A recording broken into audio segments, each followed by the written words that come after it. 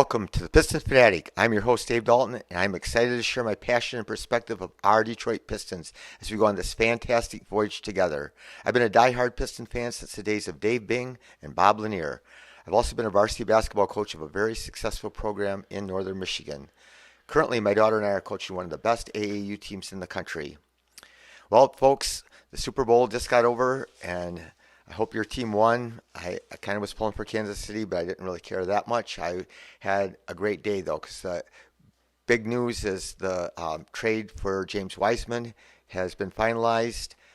I think you know that the Warriors could have got out of the deal, and it would have been, all four teams. There are four teams involved in the trades, and so they could have just stop the trades, and so everybody would have got their players back. And I just can't imagine. Can you imagine us getting Sadiq back? And there were some things said. There are some quotes, anonymous quotes from people in the organization saying that they were concerned about Sadiq having tunnel vision and that he didn't share the ball. But I'm just glad that it went through, and I know that many of you aren't. And so we're going to discuss that today. I'm excited. I know a lot of you won't be excited about this. The Pistons lost by 1 point to the Raptors today, and that's, the perfect game for me when the Pistons hang in there and they fight and they battle and they play pretty good, and a lot of guys play well and they still lose, so that we can get those high draft picks. Because I will keep saying this, it's all about, getting a great team and not just being a good team. And so getting Wiseman gives us opportunity to have a player who's elite and a great player and can make a great difference going forwards. And getting that high draft pick is, we just got to give ourselves opportunities. There are no guarantees. I get to read about, when people say, oh, there's all the time, you only get a 14% chance. There's no, reason that we're going to get Victor. Only 14% chance. You're right. Well, we're not going to win. We're not going to make the playoffs. So give yourself the best chance. And as a coach, I never played to lose, but I did every single little thing I could do to make my team have the best chance to win. And we aren't winning this year. We're 15-43. And so it makes sense for us to get that high draft pick and give ourselves the best shot to get the highest pick. So, and getting Wiseman is the same thing. So Wiseman is, there's no guarantee he's going to be a great player. But there's potential there, and we're going to discuss that. Steve Kerr talked about, he didn't play Wiseman very much, and his defensive awareness. He said Wiseman can score all day. Wiseman's going to be a great offensive player no matter what, but it was his defensive awareness. Well, guess what, Steve Kerr? Wiseman played 3 games in college. His rookie year, he got injured. The next year, he was injured completely. Do you know that Jalen Duren has played more minutes than James Wiseman has already? So, and I get, I don't know how many of you are, everybody has favorite players on the team and guys that you like, and there's guys that you don't like. That's the typical fan, and that's fine. But, there were guys, take Killian Hayes, for example. What if Killian Hayes was on the Warriors and he would never even got past the first year. He was awful. He was bad last year. And then the beginning of this year, were they going to give him minutes? Was he going to get to play in the rotation? They don't even play Kuminga. And there's people in Warrior Nation and guys that do podcasts that think, why does he only play? He played like 17 minutes the other night and he played fantastic, but he didn't get to hardly play. Moses Moody, all the guys, people in the organization, and even his teammates and people, whenever I hear things, they say Moses Moody works hard. He's a great kid. He's really improved, but he doesn't get to play. He played 2 minutes in the last game. So, and who's to say that he's not as good as Killian? But Killian gets a chance. Jaden Ivey, he has had, I love Jaden Ivey, and he plays well, and he played really well today. The last game, he didn't play so well against the Spurs until the end, and I didn't comment about, he made 8 assists. So he's not playing point. Killian's playing point, but Ivey's still getting lots of assists. He had 7 assists tonight, and he had 8 assists against the Spurs. And his passing has far exceeded expectations, I'm sure, of anybody that evaluated him in college. And he continues to get better even as the season. But if he played the way he does, his defense was like it is right now even, he's kind of all around. He's just kind of running around, chasing people and not locking down on people, and he scattered. Another thing about Jaden, and again, he has potential to be a great player, and I'm hoping he is, and I believe that he will be. But he falls down all the time and way too much. Everybody falls down in the NBA, especially when they drive the basket. But Jaden has a hard time getting up. He needs to get up faster and get back on defense. I mean, if you fall down or if you don't get a call or whatever, you need to just hustle your butt. When I see players that I like, I watch the games closely, and who busts their butt to get back on defense. Bojan Bogdanovic, every play. I mean, he's not the fastest guy in the world, but he immediately turns and sprints back as hard as he can to get back in the play. So Steve Kerr said that Wiseman lacks defensive awareness. That's the reason he couldn't stay on the court. And, he probably does. I'm sure he does. But, he hasn't hardly played. And you look at all of our guys, all the young teams, we've talked about it in this show, that they all are poor on defense. That's just normal in the NBA. Young guys are bad on defense. And so, I think people got to give him a break, and he is gifted. He is 7 foot tall. He is athletic. He has skills. I mean, I remember a time in a game against the Pistons. I don't know which year it was. He blocked a shot, recovered the ball, took the ball the length of the court, and did a Euro step through the Pistons and dunked it. And he just can do that. And his shot's a little bit slow, but he shot 35%.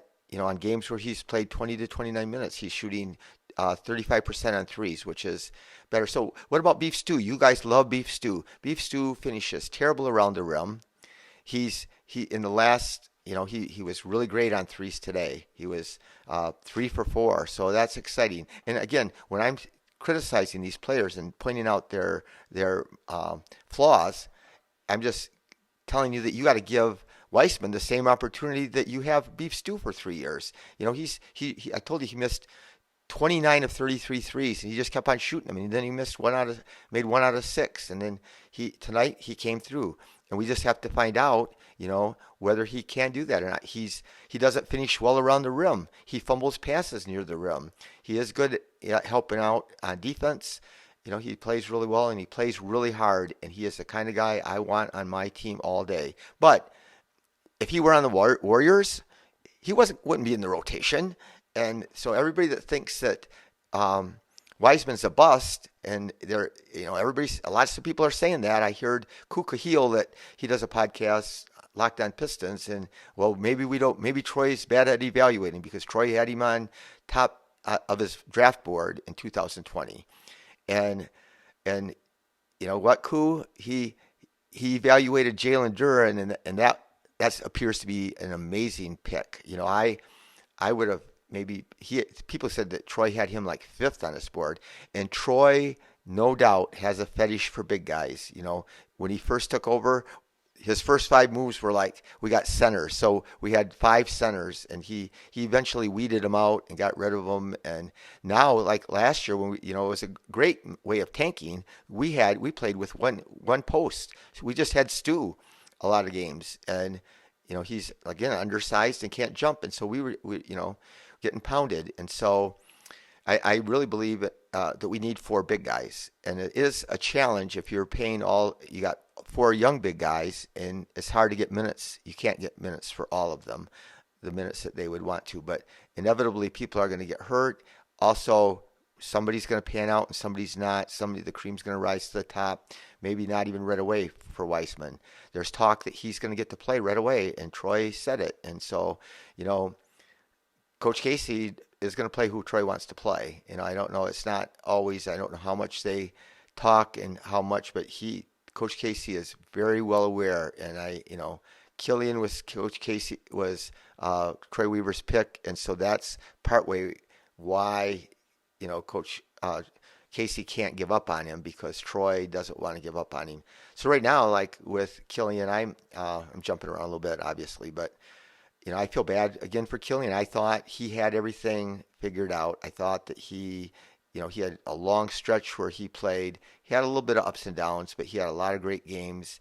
And now it's all in his head again. The last 2 games. So tonight he was 1 for 10, and this against the Spurs, he was 1 for 11, and he's playing lots of minutes. Well, tonight he only played 21 minutes against the Spurs. He played a lot of minutes, but you know, I still say you play him, but maybe you don't play him as much. So like Burks against the Spurs only played like 17 minutes, and so I don't know. I just think that you got to be patient with guys. You got to play them, but maybe you don't start Killian again. You send him back to the bench and let him settle in and figure out. I know Coach Casey's tried to talk to him. I know after the game today, he's talked to him about just relaxing and having fun, but it gets in your head when you miss.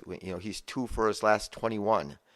That's you can't not let that be in your head, no matter how strong you are. So jumping back to Wiseman, that's the big part of what we want to talk about today, and I am thrilled that we got him. I was nervous, like I said, that Washington could have, the Warriors could have rescinded the deal, and I played you the cut. If you haven't listened to it, my last podcast, I played you, Draymond Green talking about James Wiseman. And he just still said he's super talented and super skilled. That's from Draymond Green, who's had him around at practices and in the building for 3 years. And he's not just going to say that, we're near the last in the league in block shots, and we get killed in points in the paint. We just get killed. And so you can't tell me that you don't want to take a chance on having a 7-foot athletic guy, going into the future. And he will not be great this year, and he probably won't be great next year. But I just, we only have 25 games left, so he's not even going to get a great run this year. But we do have him signed for next year, and I know that's part of the reason the Warriors had to get rid of him wanted to get rid of him is because he had their luxury tax. They're paying their players so much money that every dollar they spend, they're spending like $8 in luxury tax money. So it's ridiculous how much they're paying because they got Clay and Steph and Draymond, and they're paying even Wiggins a lot of money, and Poole signed for a good chunk of money, and so they got by far the highest payroll in the NBA, and they're losing. And Steve Kerr, your whole team's terrible on defense.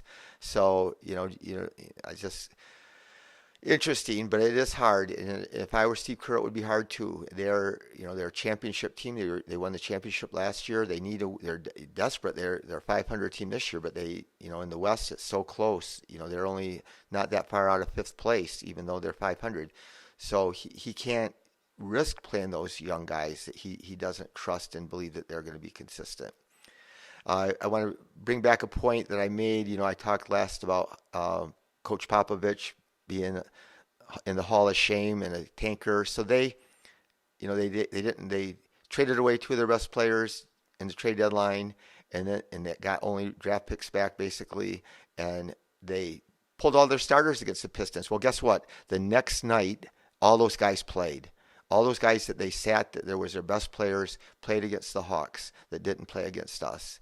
And so again, that is ultimate tanking, and I'm sure that the general manager and Coach Popovich are just laughing about the fact that he didn't call timeout at the end of that game when they couldn't get the ball in bounds. So, I have said this or alluded to it before, I know, but all you fans that are so wanting to win now, we've got to win now. We've been in this tanking thing for 3 years. We've been losing for 3 years.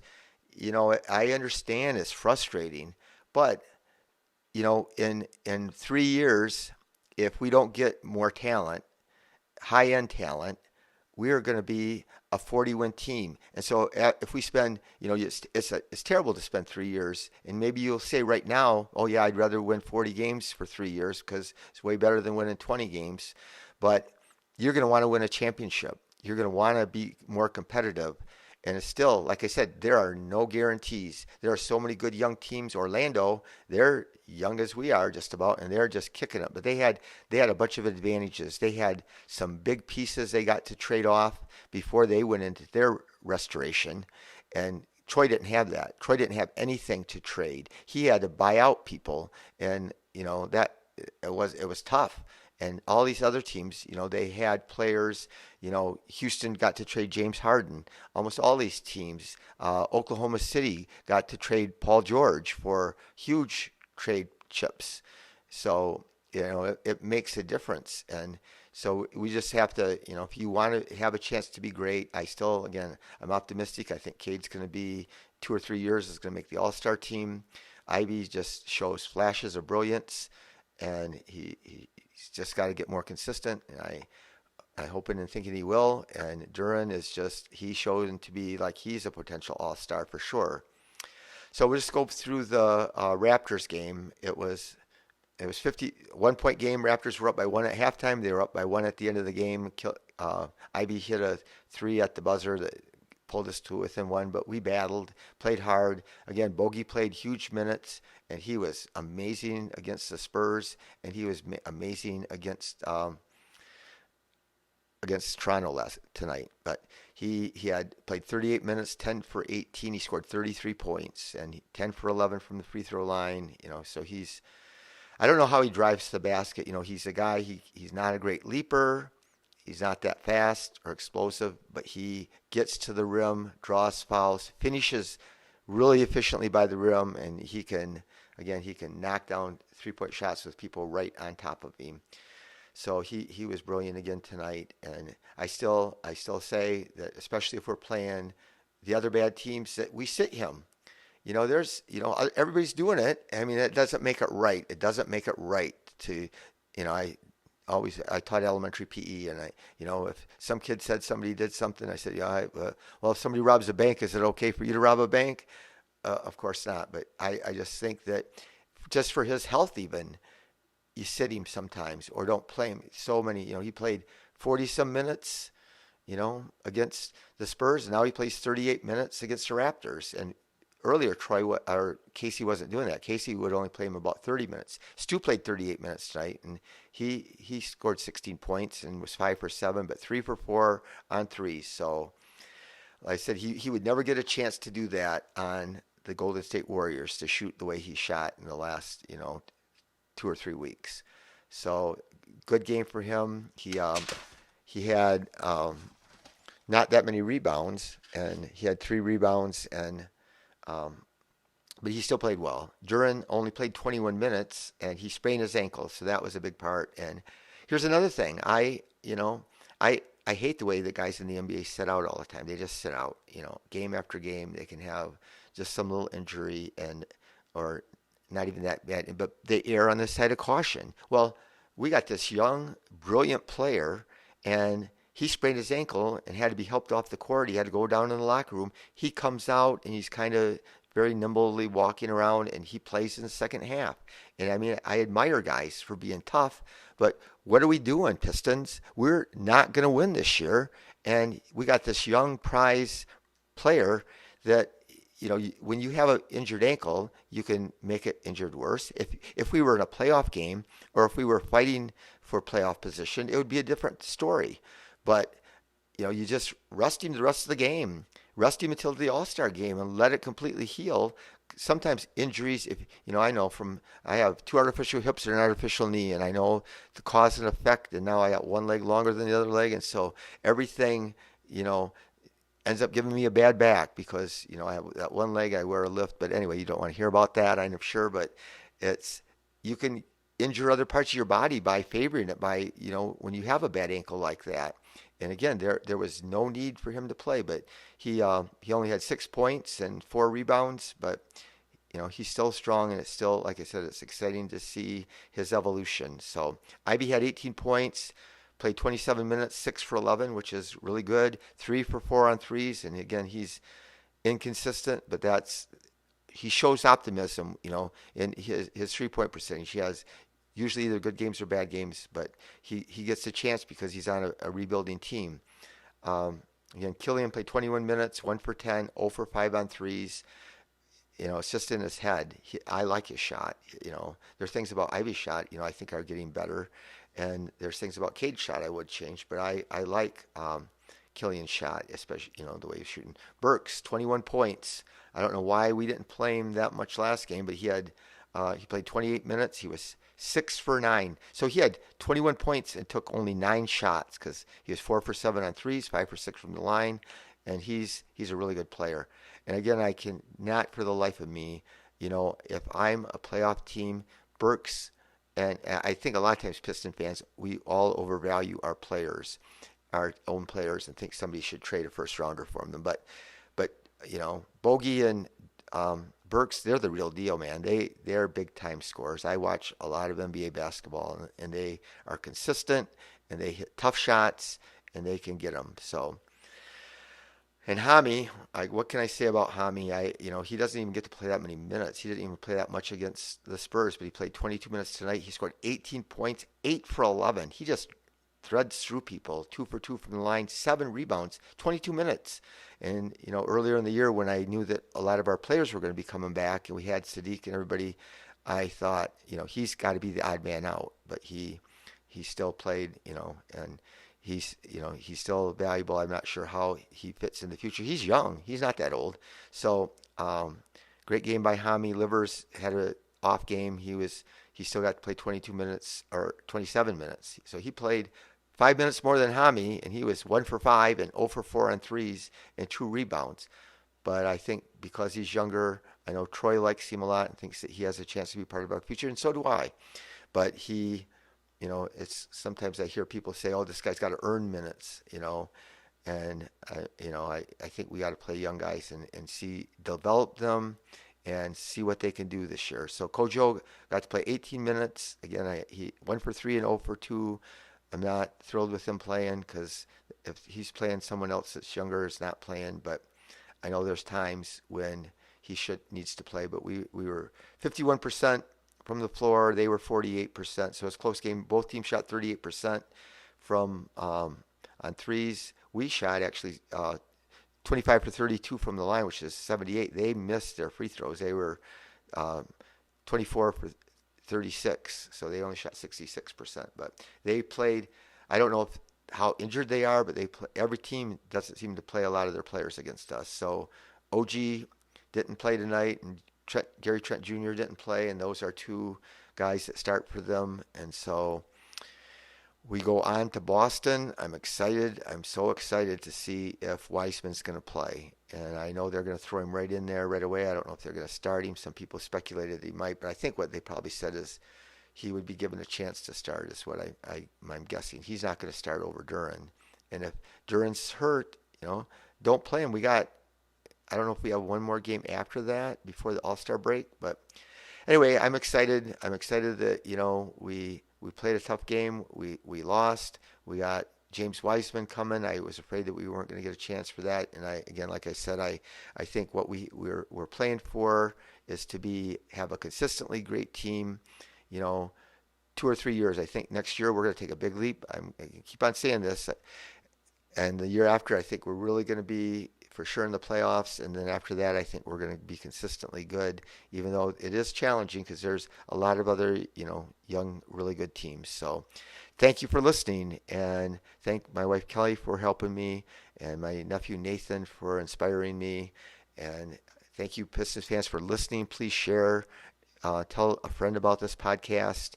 And if you watch it on YouTube, subscribe and click on the thumbs up. And if you watch on Spotify, please leave a 5-star review.